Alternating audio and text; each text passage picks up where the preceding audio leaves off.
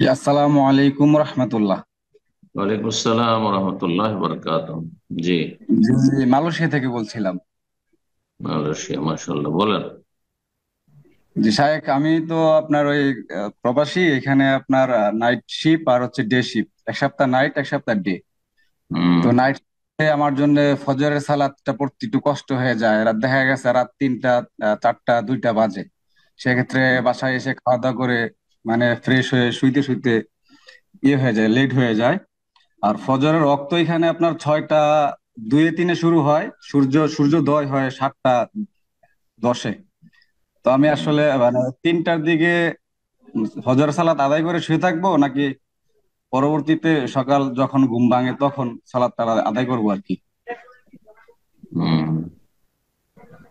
এখন সালাত মুসলিম জীবনের সবচেয়ে গুরুত্বপূর্ণ ইবাদত, আর আপনি আপনার শরীরের দিকে খেয়াল রেখে আপনার ঘুমের দিকে খেয়াল রাখে সেটাকে প্রাধান্য দিয়ে এক নম্বরে আমার ঘুম ঠিক রাখবো আর তারপরে সালাতের টাইম টেবিল সেট করবো, এটা কি চলবে? মোটেই জায়েজ নয়। আল্লাহ হেফাজত করুন। আপনাকে আমি পরামর্শ দিচ্ছি এবং শরীয়তের মশলাও বলছি। আপনি ডিউটি করছেন, এটা দুনিয়া। রাত্রে 3টে 4টে আসছেন, 6টার সময় ফজর হবে। ফজর, প্রথম কথা, ফজরের আউয়াল ওয়াক্ত না হওয়ার আগে, মানে আজানের সময় হয়নি শুভ সাদেক, তার আগে কোন সালাত যায় না। ফজর কেন, কোন সালাত, মাগরিব যায় না। 2-3 মিনিট আগে কেউ যদি মাগরিবের নামাজ পড়ে নাই বা শুরু করে দেয়, সে নামাজ হবে না। নামাজের টাইমের আগে কোনো নামাজ হবে না। জি। আর নামাজের টাইম পার হওয়ার পরে নিরুপায় ব্যক্তির হবে, যার উপায় আছে তার হবে না, বা নিয়মিত বদ অভ্যাস করে নিলে হবে না। তাহলে এই ক্ষেত্রে আপনি 3টা 4টার সময় অথবা 6টার সময় আউয়াল ওয়াক্ত, নামাজ কখন জামাত দাঁড়াচ্ছে সেটা দেখার বিষয় নেই, কিন্তু আজানটা কখন হচ্ছে, যখন আজান হচ্ছে তখনই যদি জামাতে নাও যেতে পারেন আপনি, তখনই আপনি 2-2 4 রাকাত পড়ে নিলেন আর শুয়ে গেলেন, তবু অন্তত কাবিরা গুনাহ থেকে, বড় কাবিরা গুনাহ থেকে বেঁচে গেলেন, আপনি বেনামাজি না। আপনার মধ্যে সে মুনাফিকির লক্ষণ নেই।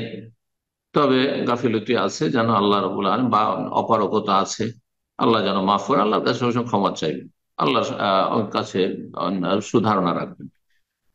আর যদি সেটা না হয় যে আপনি জাগতে পারলেন না, জেগে থাকতে পারলেন না, আপনি ফজর হওয়া পর্যন্ত, 6টা পর্যন্ত, 3টায় খাওয়া দাওয়া, নাইট ডিউটি করে আর শুয়ে পড়লেন, তাহলে আপনার কিছু করণীয় আছে। আপনি অ্যালার্ম লাগিয়ে রাখবেন।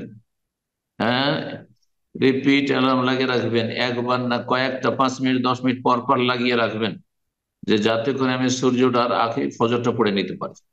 মসজিদে যদি যেতেও না পারেন, খুব ক্লান্তি অথবা ঘুমের চাপ, উঠে উজু করে আপনি সালাদটা আদায় করে টাইমে, এর জন্য যথাসাধ্য আপনার প্রচেষ্টা থাকতে হবে। আশা করি বুঝতে পারছেন। এই চেষ্টা আপনার অবশ্যই থাকতে হবে, এতে যেন কোনো গাফিল না। আপনি অ্যালার্ম লাগালেন না আর আপনি ঘুমিয়ে গেলেন, ভাবলেন যে আচ্ছা ঠিক আছে, যখন পাক শাকের জন্য সকাল 10টায় উঠবো তখন ফজর পড়ে নেব, না, গুনাহগার আপনি, গুনাহগার।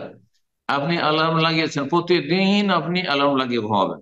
রাত 3টায় ঘুমাচ্ছেন, 3 ঘন্টা পরে। আমাদের এখন সৌদি আরবে দামামে এত রাত ছোট হয়ে গেছে যে আমরা 12টার আগে সাধারণত ঘুমানো হয় না। 12টায় ঘুমালে ফজরের আজান, হ্যাঁ, সোয়া 3টা 3:30 হয়ে যায়, 3.5 ঘন্টা।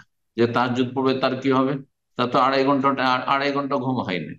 কিন্তু আমরা সকালবেলা ফজর পড়ার পরে ঘুমকে, বা বাকি ঘুমটাকে পুরা করতে হয়। কথা হচ্ছে, যার কাছে আখেরাত মুখ্য উদ্দেশ্য হবে, জান্নাত মুখ্য উদ্দেশ্য হবে, জাহান্নাম থেকে রক্ষা পাওয়া হচ্ছে 1 নম্বর আমার জীবনের টার্গেট, আর তারপরে দুনিয়ার ঘুম, দুনিয়ার খাওয়া দাওয়া, দুনিয়ার চলাফেরা, দুনিয়ার আয় উপার্জন, সেই ব্যক্তির জীবন আলাদাই হবে, আলাদাই জীবন হবে। আখেরাত তো ঠিক রাখতে হবে, আমার ঘুম পড়ে। সুতরাং আপনাকে পরামর্শ দেবো, হয় আপনি অ্যালার্ম লাগিয়ে ঘুমান, শক্ত অ্যালার্ম, একাধিকবার অ্যালার্ম লাগান, আর উঠে আপনি সালাত পড়ার চেষ্টা করবেন। মাঝে মধ্যে পারলেন না, মাঝে মধ্যে পারবেন আপনি। হ্যাঁ, যদি না পারেন, তারপর অ্যালার্ম যে কখন বন্ধ করে দিচ্ছেন আপনি দিশেই পাচ্ছেন না, তাহলে আল্লাহ মাফ করবেন, যে বান্দা আমার চেষ্টা করেছিল কিন্তু উঠতে পারেনি। আপনি অ্যালার্ম লাগাবেন না, আর একসাথে 5-6 ঘন্টা একটানা ঘুমিয়ে নি, কারণ ঘুমটা মাঝখানে ডিস্টার্ব হলে আবার 1 ঘন্টা আমার লস যাবে।